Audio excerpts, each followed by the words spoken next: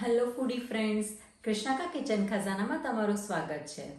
આજે આપણે બનાવીશું ઘરે માઇક્રોવેવની અંદર ભરૂચની ફેમસ એવી ખારી શીંગ. તો ચલો ફટાફટ રેસીપી જોઈ લઈએ. જો તમને મારા વિડીયોઝ પસંદ આવતા હોય તો લાઈક કરો, શેર કરો અને સબસ્ક્રાઈબ કરો. તો સૌથી પહેલાં આપણે બોલની અંદર 1 કપ જેટલા સિંગદાણા લઈ લઈશું. હવે સિંગદાણાની અંદર આપણે લઈશું 2 કપ પાણી.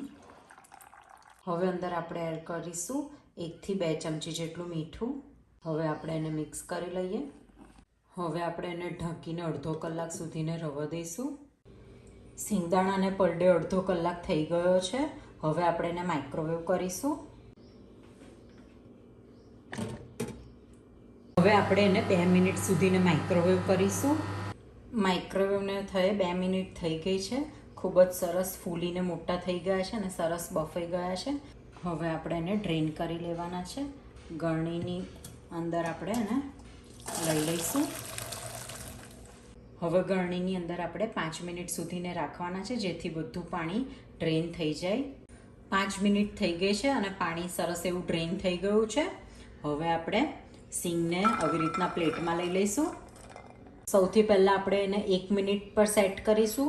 1 મિનિટ પૂરી થાય એટલે પાછું હલાવી અને પાછી 1 મિનિટ કરીશું. એવી રીતના આપણે ટોટલ 5 મિનિટ કરીશું. દરેક માઇક્રોવેવનો વોલ્ટેજ અને પાવર ડિફરન્ટ હોય છે, તો તમારે 4 કે 5 મિનિટની અંદર જ આપણી ભરૂચી સીંગ રેડી થઈ જશે. તો હવે આપણે માઇક્રોવેવની અંદર મૂકીશું. તો માઇક્રોવેવની અંદર 5 મિનિટ માટે મેં 1 મિનિટના અંતરે સીંગને હલાવતી ગઈ અને 1 મિનિટ એડ કરતી ગઈ. તો ભરૂચી સીંગ આપણી રેડી છે. તમે સાંભળી શકો છો કે ખૂબ જ ક્રન્ચી થઈ છે.